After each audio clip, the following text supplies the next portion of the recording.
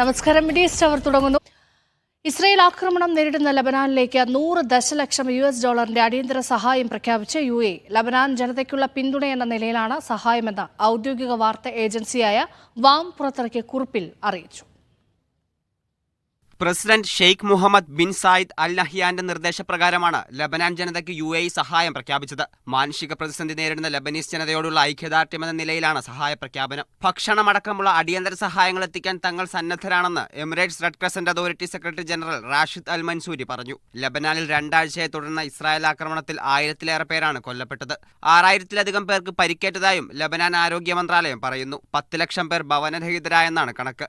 പശ്ചിമേഷ്യയിൽ മാസങ്ങളായി തുടരുന്ന സംഘർഷത്തിന് പിന്നാലെ ഉണ്ടായ പ്രതിസന്ധിയിൽ നിരവധി സഹായ പദ്ധതികൾ UAE പ്രഖ്യാപിച്ചിരുന്നു. നവംബർ മുതൽ ഗസയിലേക്ക് 33,100 ടൺ അടിയന്തര സഹായമാണ് UAE എത്തിച്ചത്.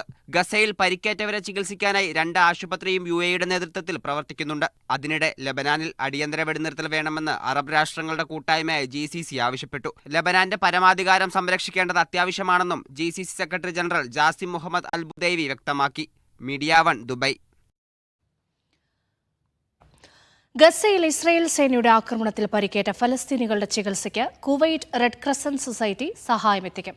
ഇതിന്റെ ഭാഗമായി KRCS ഫലസ്തീൻ റെഡ് ക്രസന്റ് സൊസൈറ്റിയുമായി കരാറുകളിൽ ഒപ്പുവച്ചു.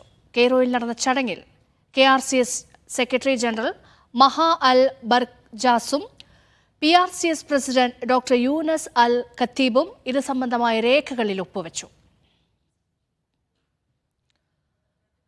സൗദിയിലേക്ക് വന്ന വിദേശ നിക്ഷേപത്തിന്റെ വാർഷിക അളവിൽ കുറവ്. 11.7 ബില്യൺ റിയാലിന്റെ വിദേശ നിക്ഷേപമാണ് കഴിഞ്ഞ വർഷം 2ാം പാദത്തിൽ രാജ്യത്തെത്തിയത്.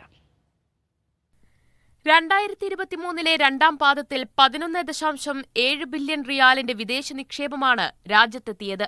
കഴിഞ്ഞ വർഷത്തെ അപേക്ഷിച്ച് ഇത് 7.5% കുറവാണ്. 2022 ഇതേ കാലയളവിലെ കണക്കനുസരിച്ച് നിക്ഷേപം 12.6 ബില്യൺ റിയാലിലധികമായിരുന്നു. ഈ വർഷം 23.4% വളർച്ചയാണ് കൈവരിച്ചത്. 19.4 ബില്യൺ റിയാൽ നിക്ഷേപമാണ് മൊത്തമായി രാജ്യത്തെത്തിയത്. ഇതിൽ നിന്ന് മറ്റ് രാജ്യങ്ങളിലെ നിക്ഷേപങ്ങൾക്കായി ചെലവഴിച്ചത് 7.76 ബില്യൺ റിയാലാണ്. രാജ്യത്തേക്ക് വരുന്ന നിക്ഷേപങ്ങൾ മുൻകാലത്തെ അപേക്ഷിച്ച് 15% വർദ്ധിച്ചു. രാജ്യത്ത് അടുത്തിടെ നിക്ഷേപ നിയമം പുതുക്കിയിരുന്നു. വിദേശ നിക്ഷേപങ്ങൾ വർദ്ധിപ്പിക്കുക, സ്വകാര്യ മേഖലയുടെ പങ്കാളിത്തം ഉയർത്തുക എന്നിവയും ലക്ഷ്യങ്ങളാണ്. വിദേശ നിക്ഷേപങ്ങളുടെ വർധനവ് രാജ്യത്തെ മെഗാ പ്രോജക്ടുകൾ, സ്വകാര്യവൽക്കരണം എന്നിവയ്ക്ക് പിന്നാലെയാണ് ഉയർന്നത്. Media 1 Riyadh. ജിദ്ദയിലെ തീപിടുത്തത്തിലെ 2 സിവിൽ ഡിഫൻസ് ഉദ്യോഗസ്ഥർ മരിച്ചു. തീ അണയ്ക്കാനുള്ള ശ്രമത്തിനിടെ പുക ശ്വസിച്ചാണ് മരണം. 100 കണക്കിന് കടകൾ കത്തിനശിച്ച അപകടത്തിൽ കോടികളുടെ നാശനഷ്ടമാണ് ഉണ്ടായത്.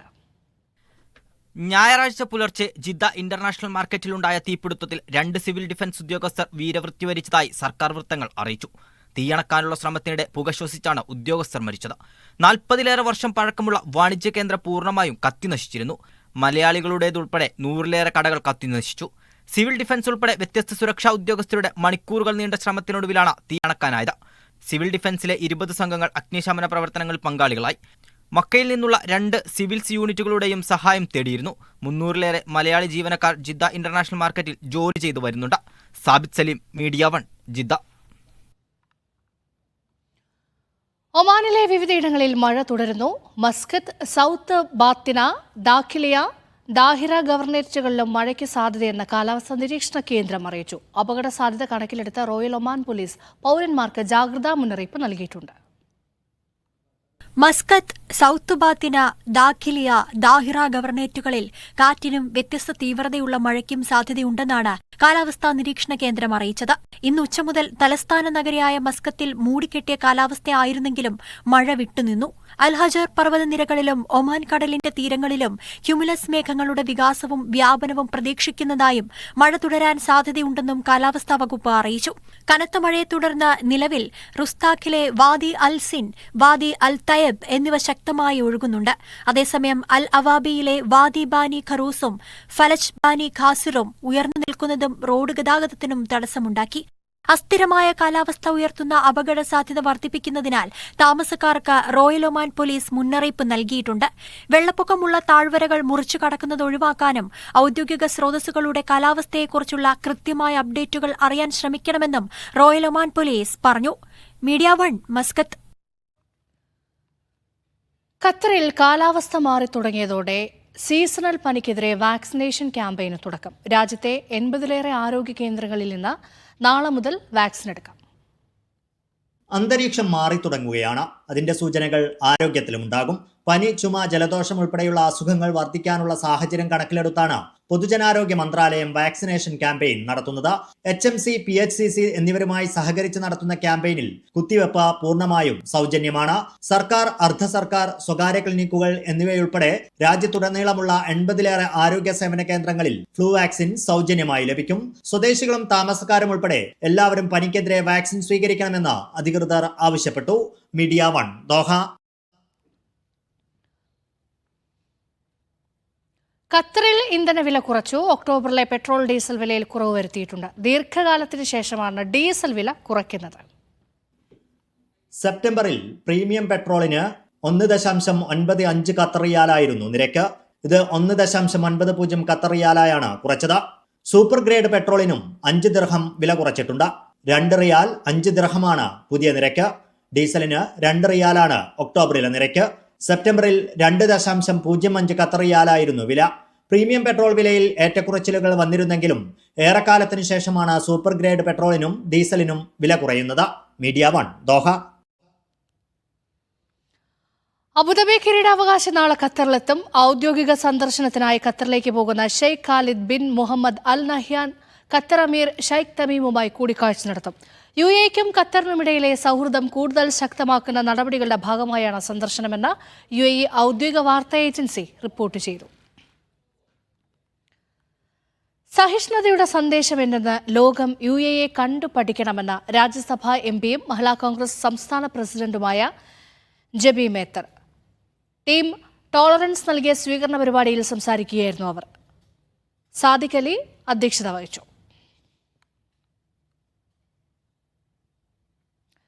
സഗേർ Thrikkaripur kidney dialysis and research centre Kuwait chapter രൂപീകരിച്ചു.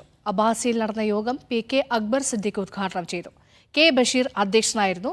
ജാഫർ TMCA ചെയർമാനായും KV മൊയ്തീൻകുട്ടിയെ ജനറൽ കൺവീനറായും അൻസാരി പടന്നയെ ട്രഷററായും തെരഞ്ഞെടുത്തു.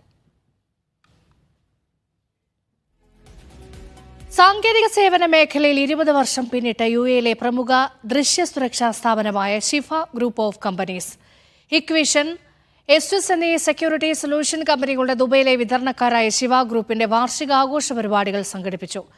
JW മാരിറ്റ് ഹോട്ടലിൽ നടന്ന പരിപാടിയിൽ ബിസിനസ് പങ്കാളികൾക്ക് പാരിതോഷികങ്ങളും സമ്മാനിച്ചു. സമർപ്പണത്തിന്റെയും കഠിനാധ്വാനത്തിന്റെയും 20 വർഷമാണ് കമ്പനി ആഘോഷിക്കുന്നതെന്ന് ശിവ ഗ്രൂപ്പ് വ്യക്തമാക്കി. ഉപഭോക്താക്കളുടെ പിന്തുണയും വിശ്വാസവുമാണ് ഇത് സാധ്യമാക്കിയതെന്നും ബന്ധപ്പെട്ടവർ കൂട്ടിച്ചേർത്തു. ശിവ ഗ്രൂപ്പ് ഓഫ് കമ്പനിയെ സംബന്ധിച്ചിടത്തോളം ഞങ്ങളിപ്പോൾ സ്റ്റാർട്ട് ചെയ്തത് 2004-ലാണ്. അങ്ങനെ 2 പേർ വെച്ചിട്ട് സ്റ്റാർട്ട് ചെയ്തിട്ട് നമ്മളിപ്പോൾ തുടങ്ങിയ ഒരു കമ്പനിയായിരുന്നു ഇത്. അപ്പോൾ ഇന്ന് ഞങ്ങൾക്ക് ഏകദേശം under our company almost we have 9 companies. അപ്പോൾ ഓരോരോ ഡിവിഷൻസിലും നമുക്ക് വേറെ വേറെ ഡിവിഷൻസ് ആയിട്ടാണ് എല്ലാ കമ്പനികളും നമ്മൾ നടത്തിക്കൊണ്ടിരിക്കുന്നത്. We have A separate division for the retail, wholesale, export division, corporate, പിന്നെ പ്രോജക്ട് ഡിവിഷൻസ്, ഇങ്ങനെ പലതരത്തിലുള്ള ഡിവിഷൻസാണ് നമ്മൾ ചെയ്തുകൊണ്ടിരിക്കുന്നത്. മാരിയറ്റ് ഹോട്ടലിൽ നടന്ന ആഘോഷത്തിൽ CEO Naresh Parwani, general manager Syed Yusuf Marikar, product manager Mithun Surendran തുടങ്ങിയവർ പങ്കെടുത്തു.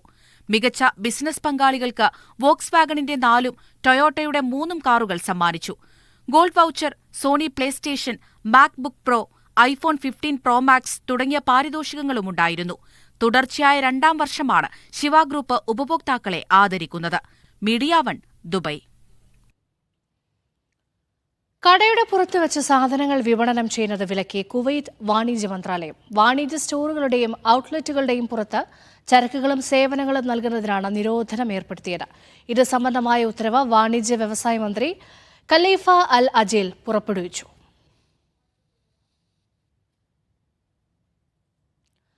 ഖത്തറിലെ ഇന്ത്യൻ സർവകലാശാല വിദ്യാർത്ഥികൾക്കായി ഇന്ത്യൻ എംബസിയും ICCയും സംഘടിപ്പിച്ച സാംസ്കാരിക ഉത്സവം ശ്രദ്ധേയമായി.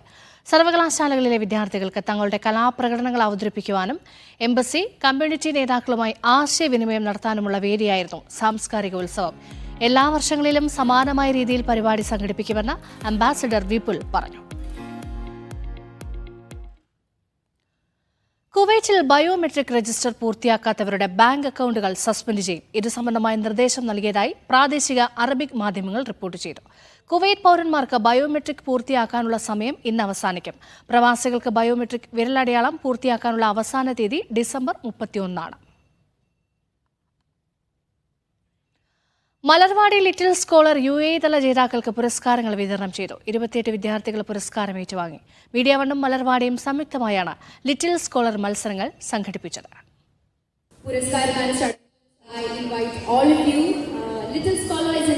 അജ്മാനിലെ നോർത്ത് ഗേറ്റ് ബ്രിട്ടീഷ് സ്കൂളിൽ സംഘടിപ്പിച്ച ചടങ്ങിലായിരുന്നു പുരസ്കാരദാനം. Gold FM radio news editor Tansi Hashir, media one GCC editorial മേധാവി MC നാസർ, principal correspondent Shinoj K Shamsuddin എന്നിവർ പുരസ്കാരം വിതരണം ചെയ്തു. UAEയിൽ നിന്നുള്ള വിദ്യാർത്ഥികൾ മത്സരത്തിന്റെ ഫൈനൽ റൗണ്ടിൽ ഇടം നേടിയിരുന്നു. വെരി കോമ്പറ്റീറ്റീവ് എന്ന് പറയാം.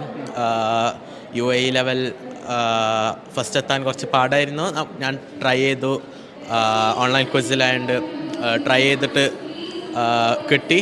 പിന്നെ ഞാനും പിന്നെ സെക്കൻഡ് പ്ലേസുള്ളവരും നാട്ടിൽ പോയിട്ട് ഗ്രാൻഡ് ഫിനാലിൽ പങ്കെടുത്തു.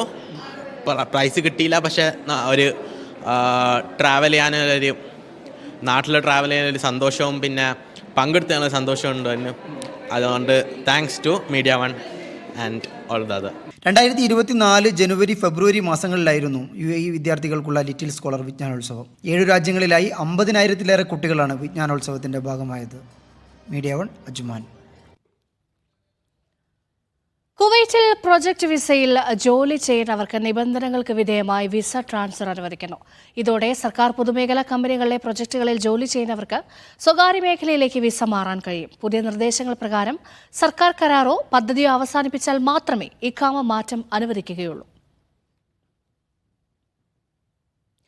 ദമാമിലെ MEC7 കായിക കൂട്ടായ്മ സൗദി ദേശീയ ദിനാഘോഷം സംഘടിപ്പിച്ചു. കൂട്ടായ്മ അംഗങ്ങൾ ചേർന്ന് മാർച്ച് പാസ്റ്റും ദേശീയ ഗാനാലാപനവും നടത്തി.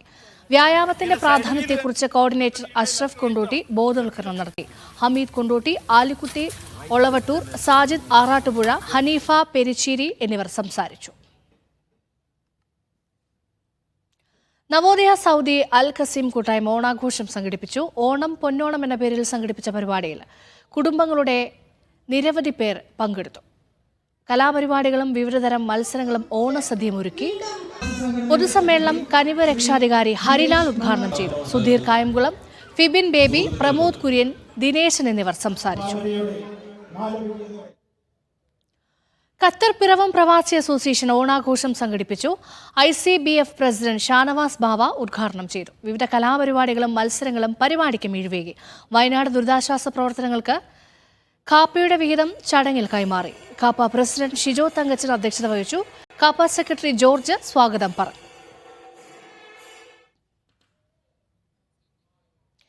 വയനാടിനെ ചേർത്ത് പിടിച്ച വനിതാ കൂട്ടായ്മയായ നടുമുറ്റം ഖത്തറിന്റെ ഓണാഘോഷം. ആഘോഷ പരിപാടികളിൽ നിന്നും ലഭിച്ച തുകയിൽ ഒരു ഭാഗം വയനാട് പുനരധിവാസ പ്രവർത്തനങ്ങൾക്ക് നൽകുമെന്ന് സംഘാടകർ അറിയിച്ചു. വൈവിധ്യമാർന്ന കലാപരിപാടികളും വിഭവസമൃദ്ധമായ സദ്യയുമൊരുക്കിയാണ് നടുമുറ്റം ഖത്തർ ഓണാഘോഷമൊരുക്കിയത്. 500-ലേറെ പേർ ആഘോഷ പരിപാടികളിൽ പങ്കുചേർന്നു. പരിപാടിയുടെ നടത്തിപ്പിനായി വിവിധ സ്ഥാപനങ്ങളിൽ നിന്ന് സ്വീകരിച്ച സ്പോൺസർഷിപ്പ് തുകയുടെ വലിയൊരു ഭാഗം വയനാട് പുനരധിവാസ ഫണ്ടിലേക്ക് കൈമാറുമെന്ന് സംഘാടകർ അറിയിച്ചു. വയനാടിനൊപ്പം എന്ന ആശയത്തിൽ കഴിഞ്ഞയാഴ്ച ഓണക്കള മത്സരവും നടുമുറ്റം ഖത്തർ സംഘടിപ്പിച്ചിരുന്നു. ഓണാഘോഷത്തിന്റെ ഭാഗമായി നടന്ന സാംസ്കാരിക പരിപാടിയിൽ റേഡിയോ മലയാളം CEO അൻവർ ഹുസൈൻ സംസാരിച്ചു. Nadumuttam president Sana Naseem, general secretary Fathima Thasneem, vice president Rubeena Muhammad Kunhi, Latha Krishna തുടങ്ങിയവർ നേതൃത്വം നൽകി. Media one, Doha. Thrissur Vadakkekad പ്രദേശത്തുകാരുടെ ഖത്തറിലെ കൂട്ടായ്മയായ വടക്കേക്കാട് ഐക്യവേദിയുടെ പുതിയ ഭാരവാഹികളെ തെരഞ്ഞെടുത്തു. കമറുദ്ദീനെ പ്രസിഡന്റായി, മുഹമ്മദ് ഷമീറിനെ ജനറൽ സെക്രട്ടറിയായും തെരഞ്ഞെടുത്തു. ഷഹീം മേപ്പാട്ടാണ് ട്രഷറർ. ഡോക്ടർ നജീബിനെ മുഖ്യ രക്ഷാധികാരിയായും തെരഞ്ഞെടുത്തു. ബഹ്റൈനിൽ അൽ മന്നായി സെന്റർ മലയാള വിഭാഗം സംഘടിപ്പിക്കുന്ന ഖുർആൻ വിജ്ഞാന പരീക്ഷയുടെ പ്രഖ്യാപന സമ്മേളനം നടന്നു. പ്രഖ്യാപനം അൽ മന്നായി വിദ്യാഭ്യാസ വിഭാഗം മേധാവി ഡോക്ടർ സഅദുല്ല അൽ മുഹമ്മദ് ഉദ്ഘാടനം നിർവഹിച്ചു.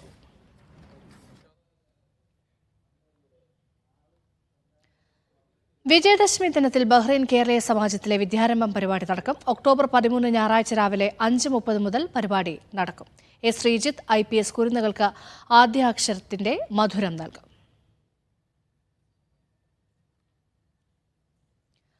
കേരള ക്രിസ്ത്യൻ എക്യൂമെനിക്കൽ കൗൺസിൽ KCEയുടെ ആഭിമുഖ്യത്തിൽ ബഹ്റൈനിൽ ബൈബിൾ ക്വിസ് മത്സരം സംഘടിപ്പിച്ചു. ഫാദർ ബിജു ജോണിന്റെ അധ്യക്ഷതയിൽ ചേർന്ന സമ്മേളനത്തിൽ Prince Mathew, father Mathews David, father Anoop Sam, John Ebenezer എന്നിവർ സംസാരിച്ചു. സൗദി അറേബ്യ രാജ്യത്തെ തൊഴിലില്ലായ്മ നിരക്ക് കുറയ്ക്കുന്നതിൽ നേട്ടം കൈവരിച്ചതായി റിപ്പോർട്ട്. രാജ്യത്തെ തൊഴിലില്ലായ്മ നിരക്ക് എക്കാലത്തെയും കുറഞ്ഞ നിരക്കായ 7%-ലെത്തി. വിഷൻ 2030 ലക്ഷ്യമിട്ട നിരക്കാണ് 6 വർഷം മുമ്പ് പൂർത്തീകരിക്കാനായത്. തൊഴിലില്ലായ്മ നിരക്ക് കുറയ്ക്കുന്നതിൽ അതിവേഗം ലക്ഷ്യം പൂർത്തീകരിക്കാൻ സൗദി അറേബ്യയ്ക്ക് കഴിഞ്ഞതായി സാമ്പത്തിക വിശകലന റിപ്പോർട്ട്.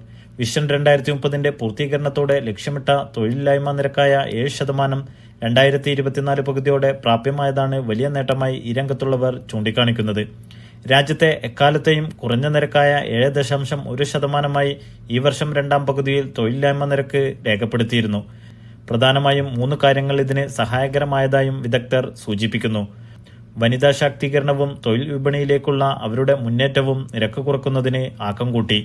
രാജ്യത്തെ തൊഴിൽ രഹിതരിൽ ഭൂരിഭാഗവും വനിതകളാണ്.